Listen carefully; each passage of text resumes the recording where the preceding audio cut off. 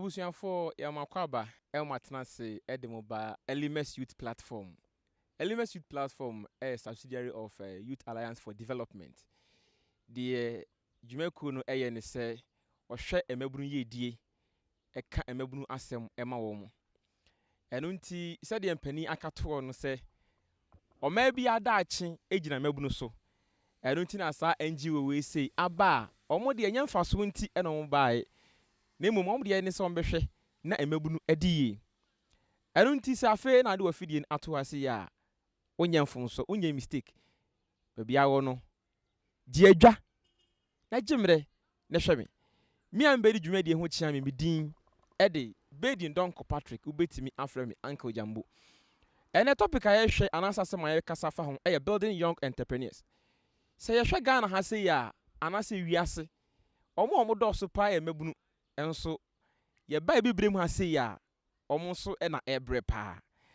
Ne sa so nti ato yen sa afre opening kase bi a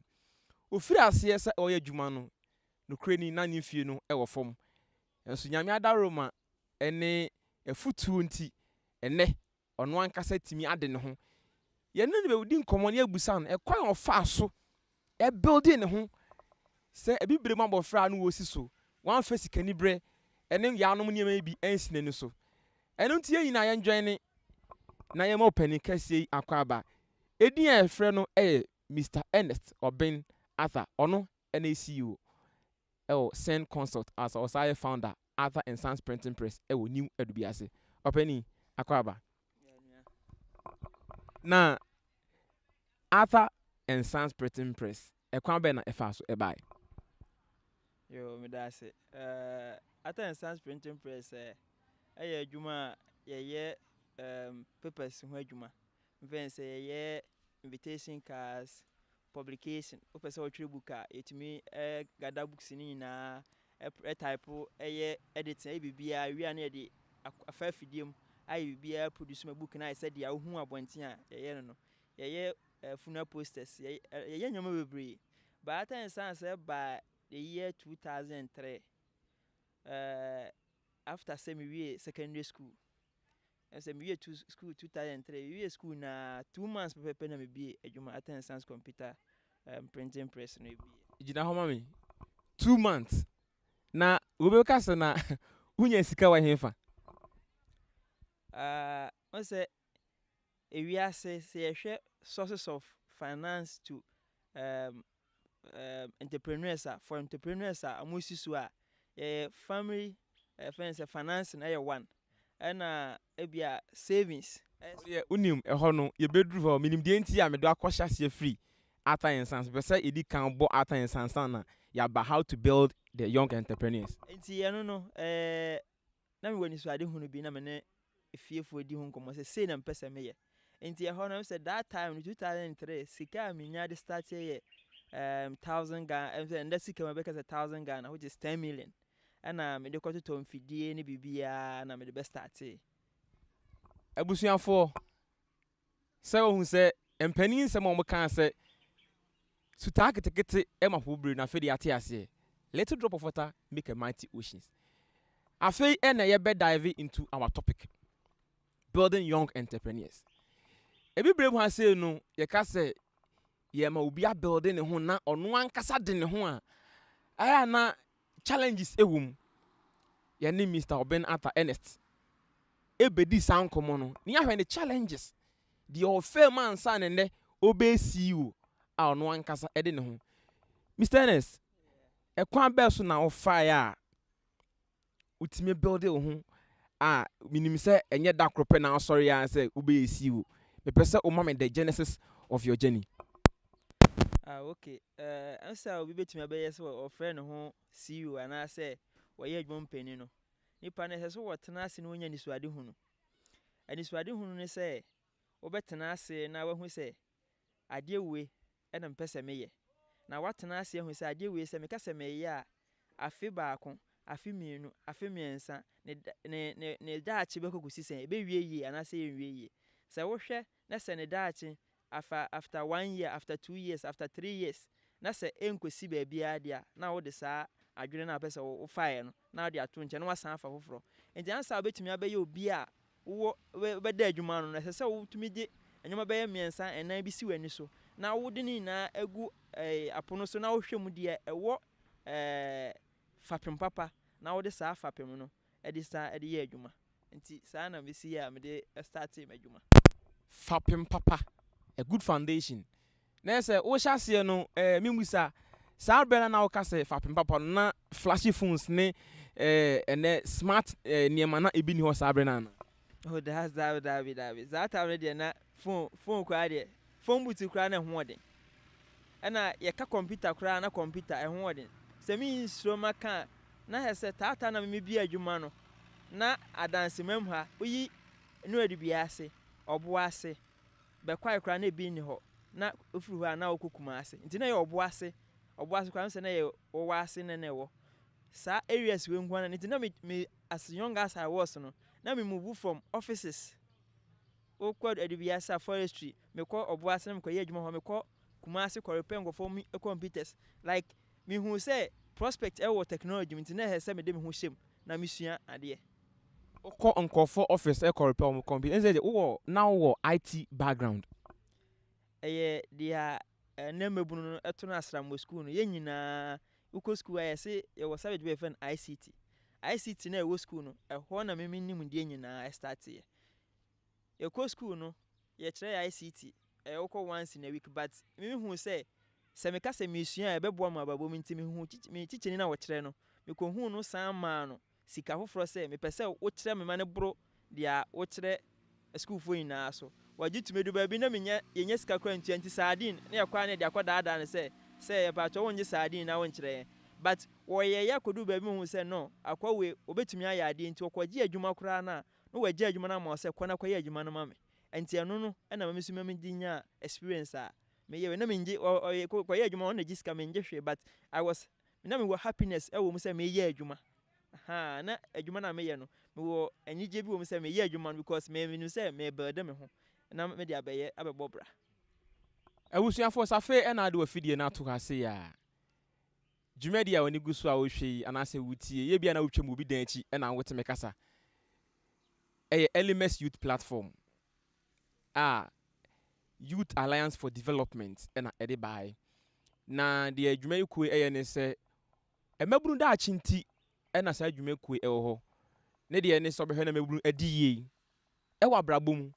ɛne topic a yɛhwɛ no ɛyɛ building young entrepreneurs ɛno nti ɛne Mr. Ernest Obin Arthur CEO Emerson Consult a ɔsaayɛ founder Arthur and Sons Printing Press ɛna ɛdi nkɔmɔ yɛbɛsa akɔ no hɔ na menka mo sɛ dwumadie wei sɛ ɔmo aso yasne Arthur and Sons Printing Press ɔmo oni adubi ase ɛna afei nso na consult ɔno nso ɛwɔ asenfo so bibi a ɛfa dansie hu bia okɔ na consult ɛwɔ asenfo to amempa asɛm ɛna ɔwɔ obey bibi a ɛfa dansie hu nyina ama ɛna afei nso dwumadie wei nyɛ sɛ TV so nko a ɛna ɛwɔ memenda bia yɛwɔ adubi aseman FM efiri no nwɔtwe ekosi no nkron anɔpa bia ɛnkyɛ bia aboasefo yɛsa atoa mo wobɛsa ate Youth Alliance for Development anaasɛ LMS Youth Platform enka ɛwɔ mu mfidie so Mr. Ernest wo hyɛaseɛ sɛ entrepreneur na woka sɛ ICT amanfo to nase ɛna de wode sadi kɔdada wo teacher ni ɛma ɔkyerɛ wo no efiri hɔ no what was your next step say apart from say me set up we no na me lobby for contract as I me start here and say me ba so no mo frɛ no Waste and Power na me print labels ma Waste and Power back in 2004 2005 and say ba so Waste and Power man obi ani Waste and Power na omo fi Accra ba na me wadu bi ase me na dry gin bi sa no Everdam brandy me ye omo mo Accra na mo ye schnapps no na me ye omo labels like me ye companies bebre enyoma na mo fi Accra na ba me ho wadu bi ase na me ye ma om but now prompt work any the way I me de me ho ahye adwuma no mu nti no mo ba the way no mo si cost na mo nya wa Accra no the cost na me ye ma no it was far better than the no mo ye ho nti na omo the contract na ma me mo nti ma me tumi ekɔ m'anim ntem ɛwɔ adwuma no a na me ye ya me tumi de to a ekɔ into aso school na bibia me ye bia saa sika na me de ye ya akɔye e de ye nwoma bebre yo say what you say wo hye adwuma bi ase a enye sɛ wo free ya na de sika di wanim amanfo tu ka eba ni wadu bi ase eba sɛ Mr. Oben Ernest enye omadwuma ema wo ne ye sika nti o na no ka ho but ote so enti sɛ wo ye bawure sɛ wo hwe me na sɛ wo tie mi a afi no ahyase a ema sika eni wanim sɛ obeyere ne ma so ten Mr. Ernest wodi mfie bi esi wanim na umfie ndodo no esei na de enso na de si wonu se wodi saa years we ni sei e na me pesa me achieve yo say me start adwuma na me wo 18 years na me bie me first say ba na wo manu se nka by 26 years na he say metumi advance akodu baabi like me fani say me ye say bia me ye adwuma no se man toa so anko baabia anko school a e say by e bia 26 years e say me level no metumi me de nipa bia no mo me hu so mo ye what to do e wo society mu e si manu so say e say metumi tra wo enti me fani say me save ya kodu a time a me fani say in 205 as a 205 I na metumi ma obi busia be 2000 kani sika 20 million or pepe aduonu 2005 mi teacher ba ko wo tu kwan kwa bruchi kwa me bon busia 20 million na ye sika adwuma me maye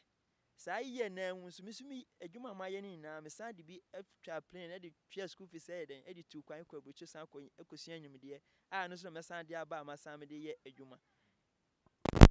ya bo around ye ndodo pa na me gidi say obi a na calendar so asa no afi de o put things together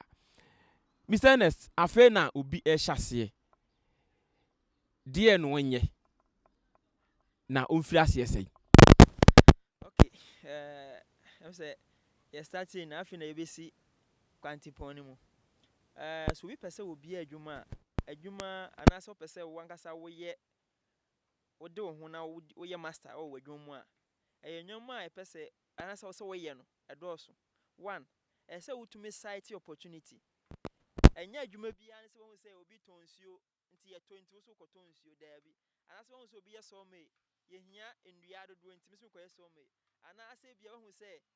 obi ye fried rice wa nti me ko ye fried rice because wo se nko for fried rice da bi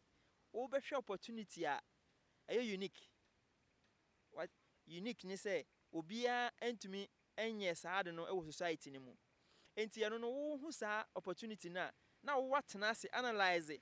wo analyze wo say me yese ya say na be ma me say na be ma nti wo ye ni nyina awie no na wasan e de ade na wanya no akọ enipa ba miensa na say na say num wo de fa ba 6 de ntia me ka say 6 ni say obetumi say nipa 3 e approve a 3 be anso approve a na wo hu say ana say 4 e ka say eye 2 ka say nya na afiri wo hu say dia wo pese wo ye no ebeboa ana say wo bi se bisa sansam na enyi say wo dwen say obi abeka kire say ane eye because so mu nyina ka say ane eye kura na say adwuma no wo ya be feli na say eye so be consultation but aside consultation no unya the maximum vote na you are gearing towards failure enti yemfa ne say wo de ni pensia ena miensa agitum na say wo ye di nkunim no na wo ye di nkunim no isia no wawie sika dodo wo sai na behia wo de be hye adwuma no ase se nipa sis ne na agitum a unwie yo say wo san akotena ase na wo san adwo ho bia because any passes no mo na agi atum no obi a omanti wa ideas na se ye enti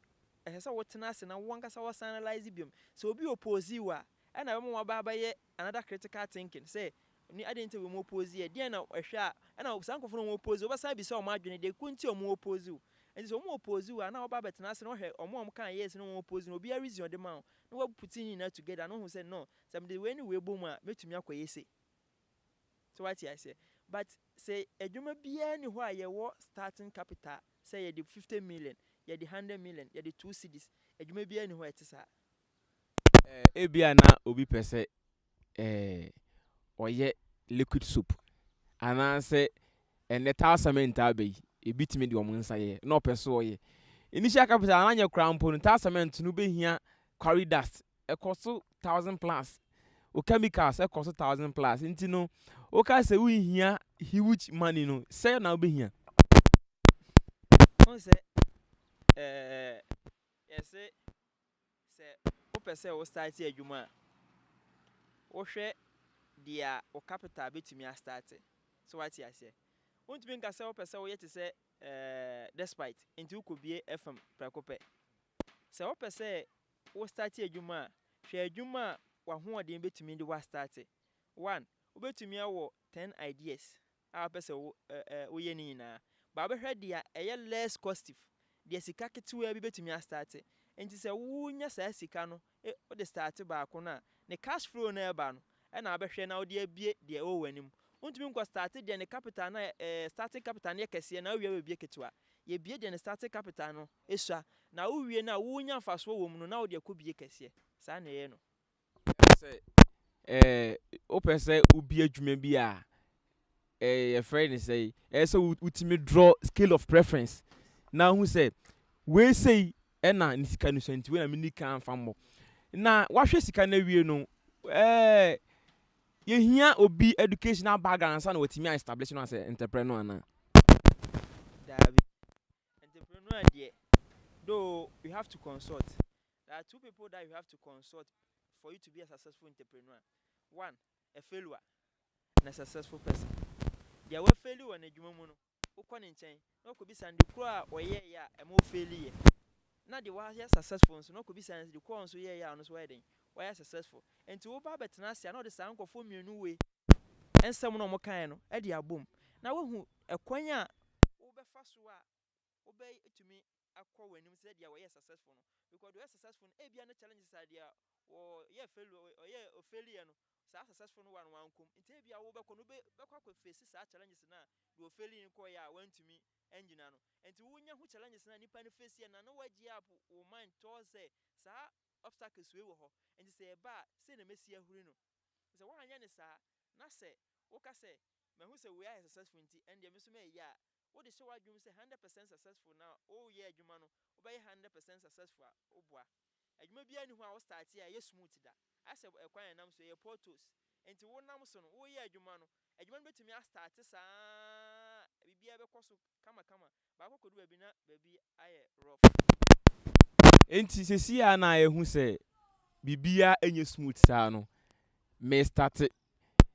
say na me sin hyase say menye no national na say me hyase mfi baby kakra bi na baby kakra bi nso no nipa do say na me fa omunye me target Yo yen start adwuma enye no the nationwide. Say wo start adwuma wo ye bebu no start adwuma obetumi a start adwuma no afi o man tamu ana so say wasori a wo mu ana say o ye school no kura school a wo mu obe start adwuma no ho say wo start adwuma na wo ntumi nya de nipa be 1000 ebe yusu in a day obe start bi a de nipa be 10 20 ebe yusu in a day until obe start with less number until obe fa target group bi say bi a mpese du bi ase that could be a mitumi ye so bolo 20 eton. And this way so below 20 ton every day bia na say nkofo hu say enya taste for your product na we increase your number and to increase no obi beto bi dia ko baabi obi to bi ko baabi a o me frefre say e bia ye hia sa de we bi enti eho no na obesan atrem wa ye bia e de kokoma sa nkofo no enti obi so beto bi afri baabi a wo ye den wo koye no na eno so sa enti de bia no nkofo be refer product obey enough de obo hu say wo start wo baabi kitu abi but obo hu say enka ebe kakra no e bia a year 2-3 years no unim before your problem ne say you start adwuma ye pese ye nya no emfaso entem ana say pese ye adwuma no etase entem adwuma bia ni ho wo wiase a start ya within a year or 2 years na ye da bi say adwuma hu ni say wo ti ni din a 1 year na ye kese ne say adwuma na te office na woni fie ana say na esini mpaso because obeye say adwuma no wo koba ni na woni office ntini wo ye woni fie wo ya na sa afide obenya edin na say obenya connections na afide kopa office eno no enche bia no watini din ba no wo hye fie na wo ye no na wo ntini din ba so what say adwuma bi eba ye na agi atenedia na say adwuma no wo start ye no na wo ye woni dem me kai na nsanya na me kai side we say on net Amazon say e kwan of fast so ase no kitwa bi no office na one table one chair and a computer ketewa bi si ho like wo hwe Amazon office a wo de start here na che say adwuma bi ani ho a ye start ne kakraka te say de ye ne endem mebu no ye pese ye no.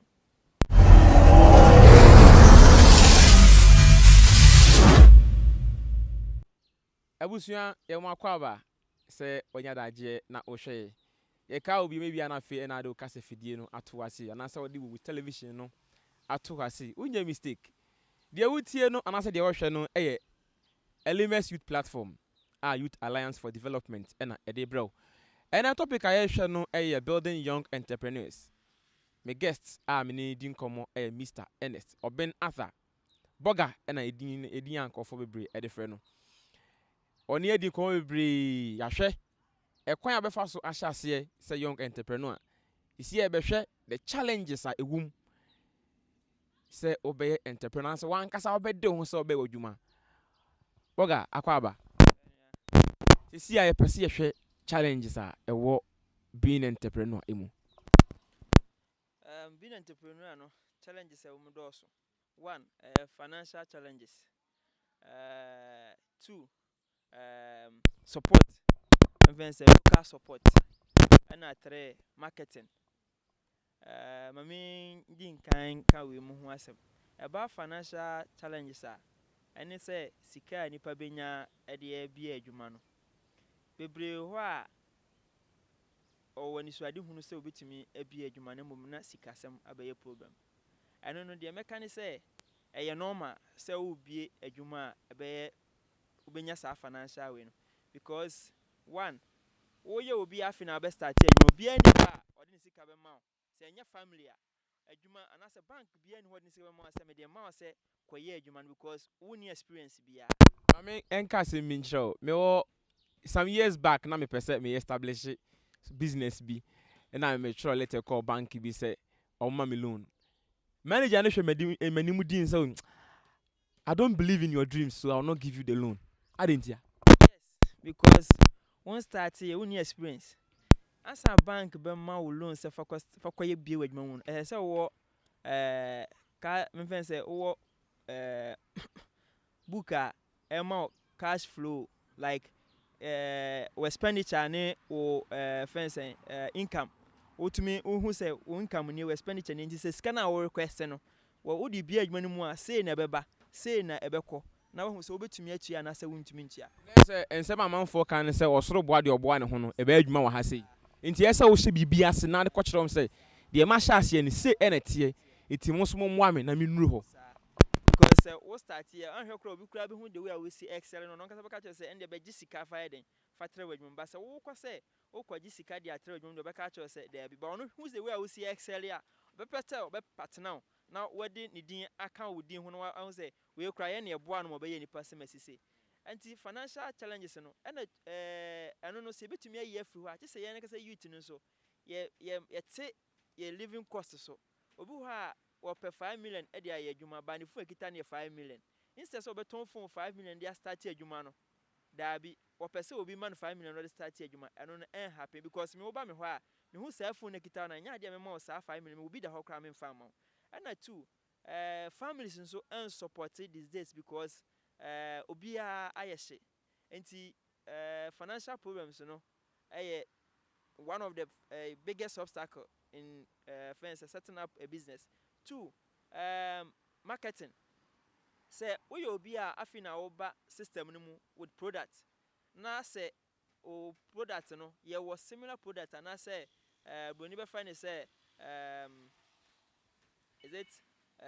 substitute okay similar I mean similar product say be me say o ti say the Milo and your Bonvita no. And he say idea bi wo marketing mu ekwan be fa so be market be branding nyoma no ema also want to break into the market is another problem because we are new people will think much about the quality of the product and like how to make the name no and so your problem nti nkofo ntumi patronize o product nti when continue obetumi collapse business no but say we produce continue to produce now unya break even in business and say when you break produce nyoma na say when you break even kra na you have to keep on doing it because break even point nature say you have prospect so we adwuma na say o cost of production and o sika wunya no eh pepepe wo mboka dia you have to keep on producing but say wo hwe na say sika na wo de 100 cedis shim na say wo boka every o ye product bia na wo boka na unya 100 cedis wo anya na unya 90 cedis all the time we ya say wo san restructure ho ye marketing free where yes our patronage on say ye wo before wo a fence no shin bi say ade e wo ye nche ha de locally yenye enti say obetumi excel e wo product ma e say wankasa nkofo no agitum say nkofo a omo ben no entumi andu product ntumu a e ba ye den pa say obetumi ama wo product na akwa eche because dia o ben no wota obe recommend ya obi a owo oye diaspora like obi owo baby yen hwe ni sei me ben o ben me ma ya de ane bo odin boga o be de no ato na obi wo baby na se ne de na efo a se ne obi na kan mejai wo de no makoto ne de no ana yes de nte obi wo a ne product nyesa ne bo na edin se bia but ni because say war start no or factors be put in place na and a man born the but or when anim no or yeah on say fixed asset inte ebi ha so or ma the prices ni bi keke bi na otumi enya enyoma bi ntem ba say or when anim a obetumi atete enyoma so so hu say e kwa anim a obetumi ayeden atete enyoma bi so sesia no yehu the challenges no me producer prompt me yehu challenges ni nyina yenhwe the way forward me pese odisima baako 60 seconds e dey summarize the way forward na usadi another 60 seconds now the two bi a oye eager say or person we establish mani hu sadi adwuma no esitie the way forward they say o person see ene adwuma e better say wankasa ba ye adwuma because we ye adwuma ye say we ye adwuma mo bi a we ye adwuma wie ba we ye adwuma ma ho a we nya adwuma wie enti say o pese wo tumi etenase na wonya the taste of life a tenase na reason look around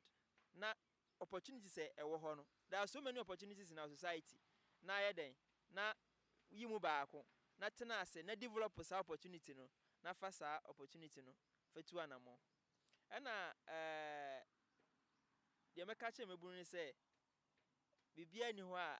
eye easy e wa brabom say wo pese wo tena ho na obi bia adwuma no befa wo ana so pese wo tena ho na aban be bia adwuma no omo edi ye wa brabom nyina start ye ya na say despite no shoemaker yes na eka but and they were billionaire enti wonso say obi befa wo adwuma ana say wo ye adwuma na say obenya 1 cedi wo mu a continue doing it so ye de bia wonya 1 cedi a month 30 cedis so what you say it's better than say obetena fie wa bra wonya a cedi a day etiefo ni ahwefo se de boga odi kan bibia no wankasa adwuma na se wonya 1 cedi a day a bosome no wo cedi aduasa wo yo bi adwuma menyi ni so benya sa sika no ketua bia nso mo ani nso de owo na hye ho se wankasa wo don sa ebebibi ama wankasa wo ho empani se wo kwan wase de kran mpa ewie e wa aboboa no enne dwumadi ediye no topic I discuss building young entrepreneurs. Mene CEO